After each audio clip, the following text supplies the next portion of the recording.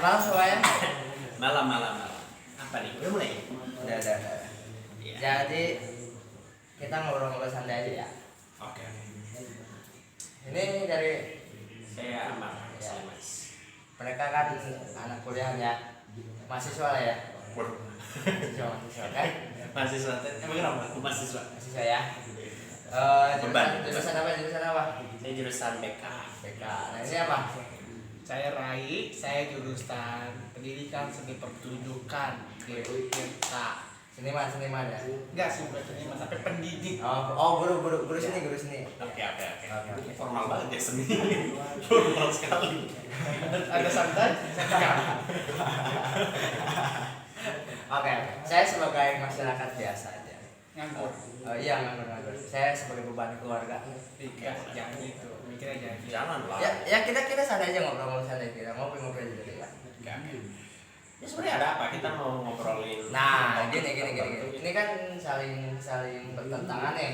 Maksudnya? Sama ini. Enggak kan kalau seni kan identik dengan kebebasan berpikir, kebebasan bertindak gitu loh. Oke. Ya kan? Bertolak belakang dengan BK. Ya. Emang iya? Ya BK kan ya maksudnya ibaratnya Ada lebih beban moral. Ya, Ada beban moral yang untuk mendidik. Iya, oke. Nah, kita bahas tentang rokok. Nah, karena Oh, nggak boleh. Nggak boleh. Kok dia? Kan pendidik. Oh, pendidik juga dia. Ya, harus ada dua. Tapi lu ngerokok nggak? Hah? Ngerokok, Saya kan? ngerokok, tapi saya tidak mengajarkan rokok itu kepada murid ya. Karena Kan lu belum punya murid. kan saya pendidik sebagai guru nanti. Anggapnya saya akan sebagai guru gitu. Ya nanti. Pendidik. Oh, Oke. oke. Nah, bapak ngerokok nggak bapak? Saya nggak ngerokok. Bapak saya juga ngerokok. Oh, jadi keluarganya sehat semua ya? Jadi gimana dong? Jadi Ibu saya diabetes. Sehat juga. Ngaco nih orang. Nggak merokok tuh belum tentu Nah, sehat. iya. Ada banyak faktor lain juga. Nah, biasanya kan kita sebagai laki-laki secara umumnya 80% ngerokok. Emang iya? Data itu harus dibuktikan dulu gak sih? Emang iya. Harus ada jurnalnya dulu. Kita lihat penelitian dari mana? di lapangan di masyarakat kan rata-rata ngerokok gitu kan. Kata siapa? Ya lu kan nongkrongnya sama yang ngerokok sih. Lu nolak soalnya. Temen gue. Bapak di kamar aja sih, dia nggak punya temen ya. Jadi nah gimana kan seni kan ibaratnya dengan menemukan karya atau bikin garapan itu rata-rata ini cuma oknum ya, maksudnya nggak semua seniman kayak gitu. Maksudnya stereotipnya seniman itu merokok gitu. Enggak juga, ada yang ganja. Parah bener kan? Tapi gue nanya dulu, emang seluruh anak seni pertunjukan merokok semua? Kalau di tempat saya itu ya di jurusan sebenarnya ada sih yang nggak merokok. Iya, paling pem. Maksudnya? Ya, nah itu hampir sama aja lah ya. Iya sih emang banyak yang bilang sama, tapi kayak menurut apa ya teman saya itu kan gak ngerokok tapi ngepep. Sebenarnya dia cuma ngepep itu biar bisa ikut nongkrong. Jadi supaya Padahal sebenarnya dia nggak ngerokok. Nah ini yang menurut Jadi gua, emang banyak sih kan pemuda-pemuda sekarang tuh yang awalnya ngerokok itu pas nongkrong, ikut. Oh iya. Nah, makanya. Nah rata-rata dari SMP tuh. Nah SMP lu ngerokok kan? Nah dari lu kapan mulai ngerokok? Ngerokok itu kelas 3 apa? 3 SMA. Jadi ya kan saya kan Covid gitu ya sering lulusan. banget di SMA. Ini bener. Oh lu tiga Tes SMA. nggak ngerokok? Tes enggak?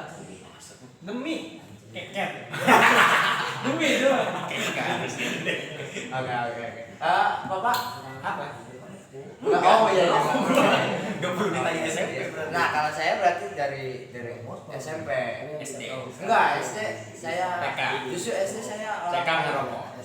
TK ngerokok saya dibabuk sama bapak. Ini jangan ditiru ya.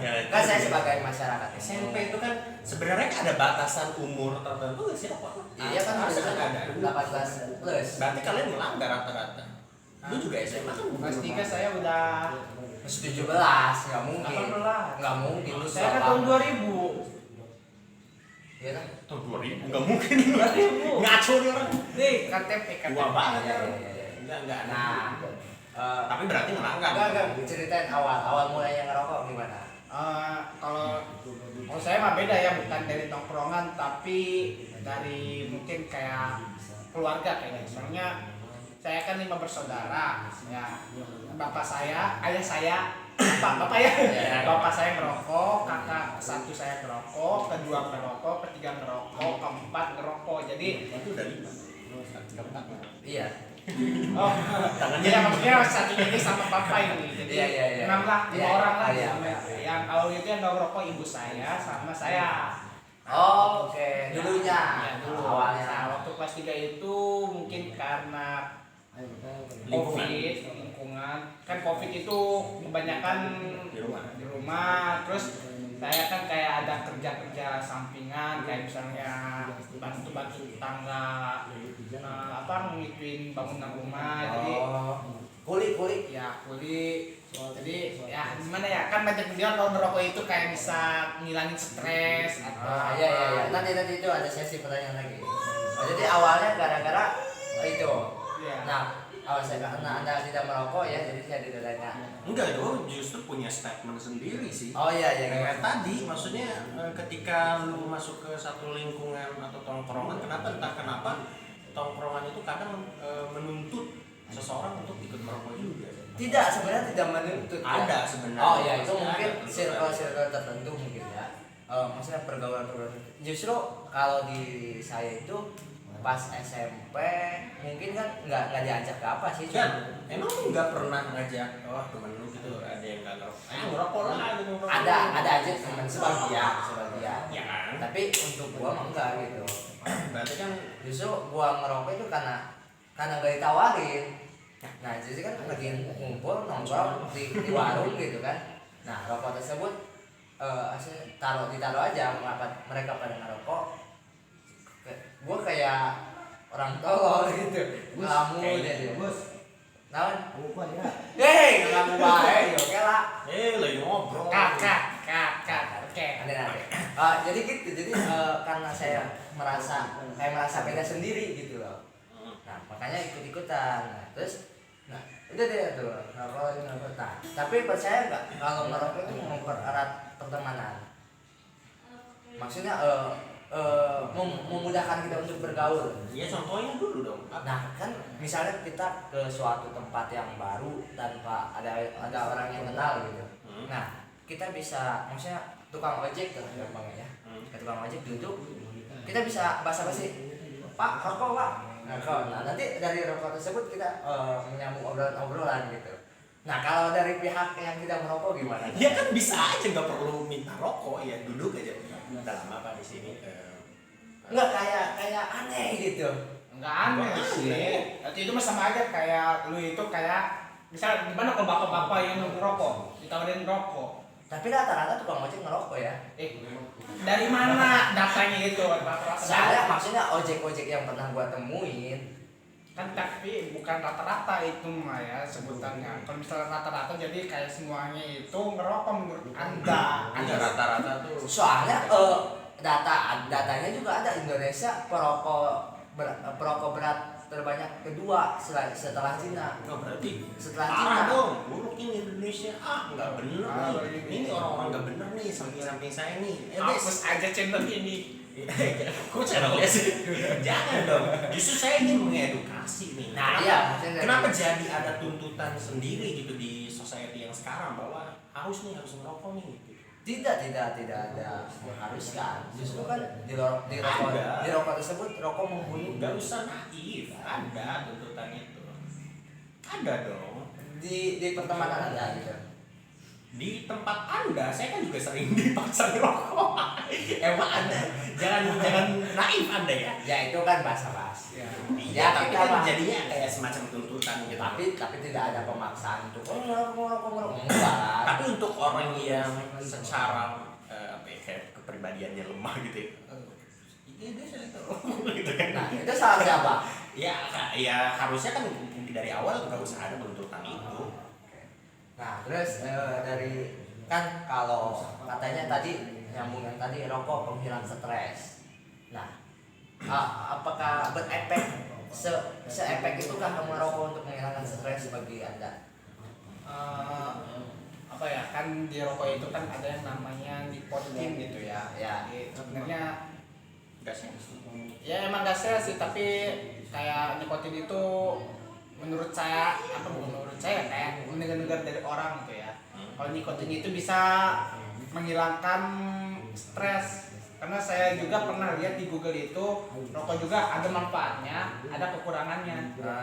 Ya, manfaatnya Kan kayak yang tadi sebutin, sebenarnya kayak menghilangkan bukan penat ya, apa kayak stres, pusing gitu, pening, itu rokok bisa. Nah, untuk keburukannya ya udah jelas lah. jelas bisa Paru-paru, merusak ginjal, paru-paru, ya, kayak organ kanker, tulang. dan kayaknya kecanduannya juga. Ya, ya kena kecanduannya juga. Nah, kalau menurut ada manfaatnya untuk mengasah, apakah itu hanya pola pikir kita karena sudah terbiasa untuk merokok gitu loh? Menurut gue iya, menurut gue karena harusnya kalau kita stres itu tidak pelariannya kepada substance kayak gitu. Nanti kalau secara tubuh mulai merasa aku udah gak mempan, bisa ke arah yang lain-lain. Nah, untuk yang untuk menghilangkan stres bagi yang tidak merokok gitu. Untuk menghilangkan stres yang tidak merokok adalah dengan mekanisme pengenalan dirinya ke hal-hal yang Positif. enggak positif, tapi yang menyenangkan hati tanpa rokok.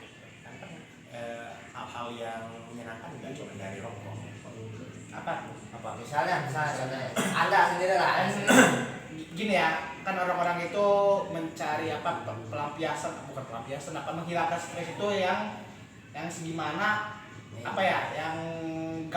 yang mudah didapatkan, terus yang tidak ya biaya lah. Kan mungkin rokok ya paling misalnya saya nih ya, rokok itu bisa sebungkus tuh 20.000. Nah, tapi saya itu tipe rokoknya enggak boros, jadi bisa aja tuh sebungkus itu bisa 4 hari gitu.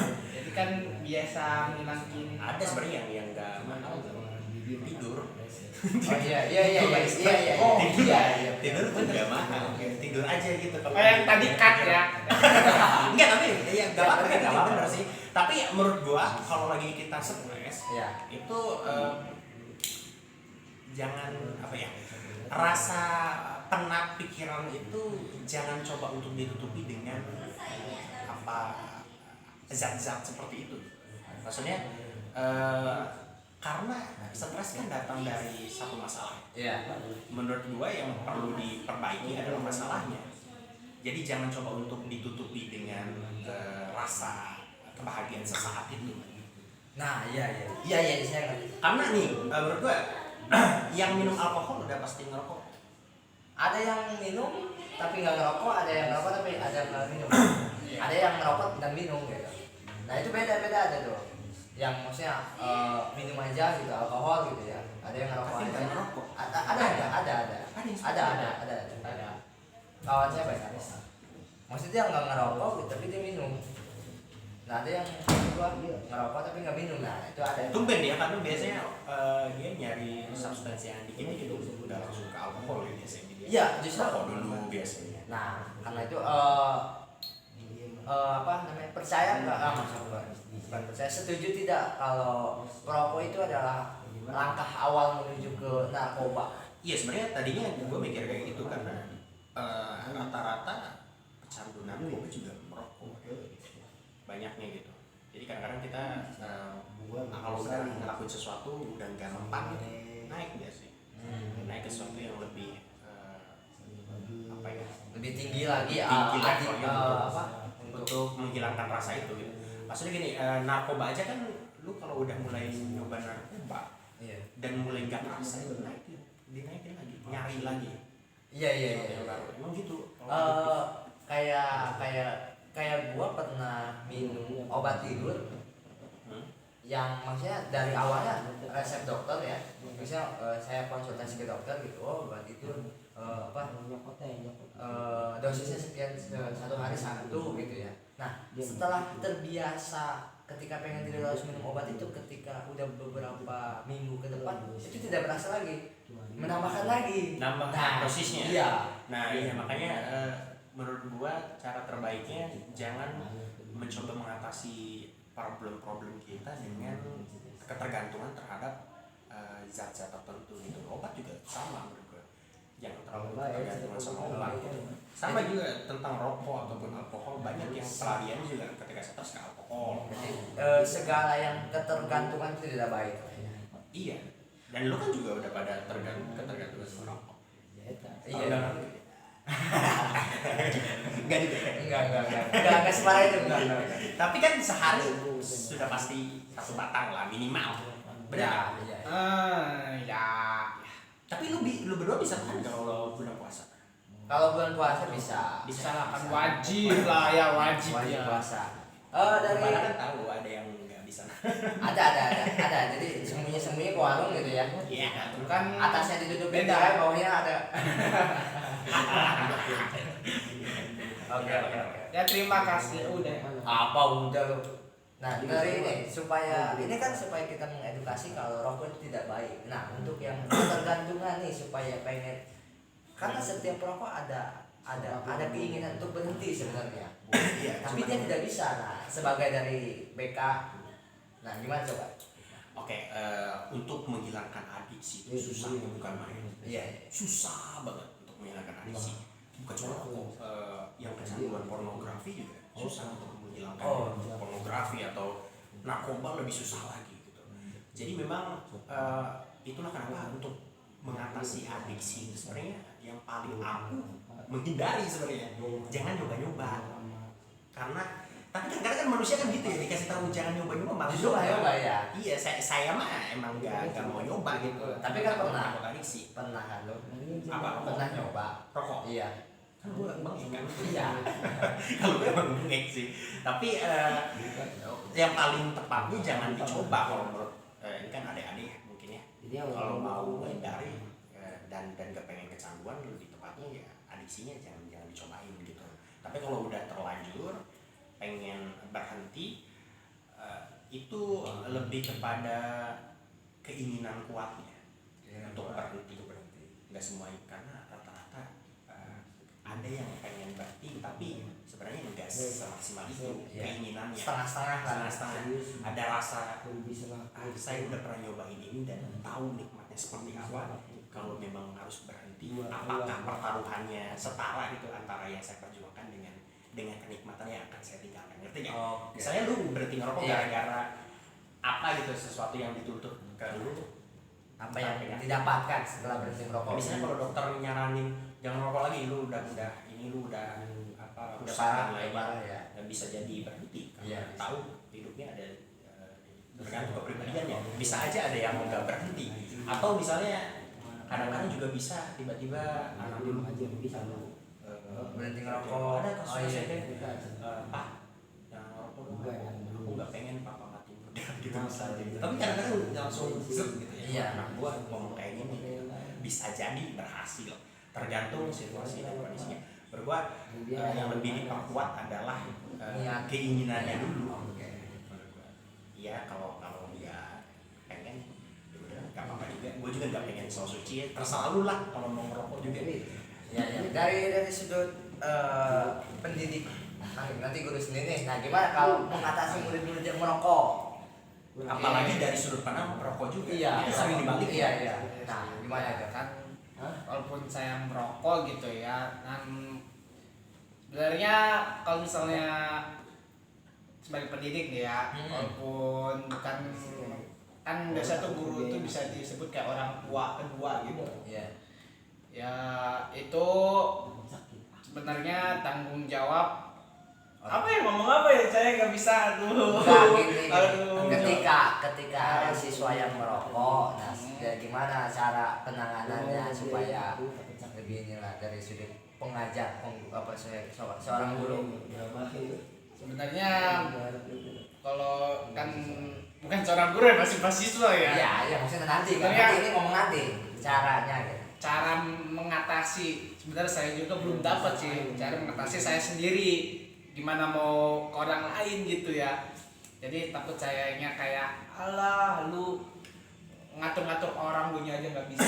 Menurut gue yang penting kalau misalnya sekolahnya memang melarang untuk merokok, yang penting sebagai guru setidaknya tidak mencontohkan merokok di lingkungan sekolahnya. Iya. Menurut gue udah cukup. Iya sih. Nah, itu juga kan masih jadi problematika yang terus-terusan, maksudnya ada yang Betul. ya maksudnya guru ngomongnya jangan dilarang merokok tapi dia merokok gitu. Nah itu seringnya. Makanya itu yang harus diperbaiki menurut gua, karena pada dasarnya kalau untuk siswa merokok itu hak siswa. Iya. Tapi kalau peraturannya di lingkungan sekolah itu jangan merokok, ya itu yang diperjuangkan. Iya. Nah masalahnya kadang-kadang orang tua dari si siswa pun Membolehkan. membolehkan merokok, dan itu kita juga Ya sulit gitu. bingung ya Kita mau kayak gimana kan? Heeh. Mau nyuruh-nyuruh anak orang nggak merokok karena kita mungkin care karena kesehatannya, tapi orang tuanya nggak se-care itu. Dan mungkin karena untuk masalah rokok sehat dan nggak sehat itu perdebatannya aja masih ada gitu. Iya, iya. Ada yang bilang Sehat. Ada kan ada rokok herbal tuh kan. Ya. terus katanya vape nggak terlalu Nggak bahaya. Padahal bahaya. korban jiwa vape itu lebih banyak daripada perokok.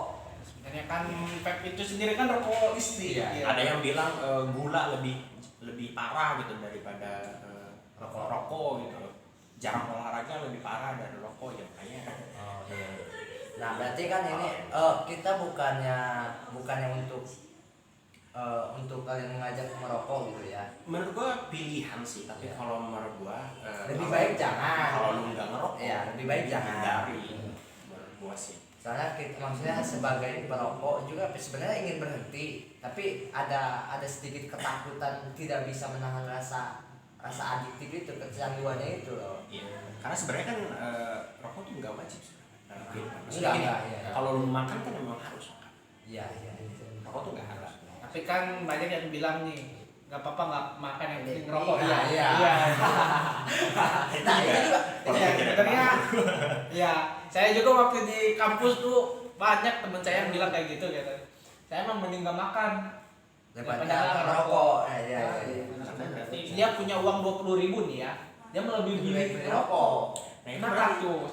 prioritas hidupnya udah kebalik. Iya. Jadi itulah contoh-contoh yang buruk gitu. Kalau teori kebutuhan Maslow kan harusnya yang pertama itu yang dipenuhi Primer dulu. primer. Iya. Makanya kalau saya tuh lebih mending makan, makanya saya ngerokok tapi nggak terlalu. Oh iya. Nggak terlalu. Soalnya ada Bisa tipe kontrol lah ya. Ada tipe perokok juga, ada yang perokok berat banget, ada yang sedang, ada yang biasa aja gitu. Ya. Nah, oke ya. Oke. Nah, dari pihak BK sudah, dari pihak guru pendidikan seni sudah menjelaskan. Ya, mantap tadi. Yang tidak merokok lebih baik tidak merokok. Jangan coba-coba merokok karena merokok adalah hal yang tidak baik untuk kesehatan. Ya. Mungkin. Ya, udah ya. Ya udah. Cukup sampai sini aja. Dadah.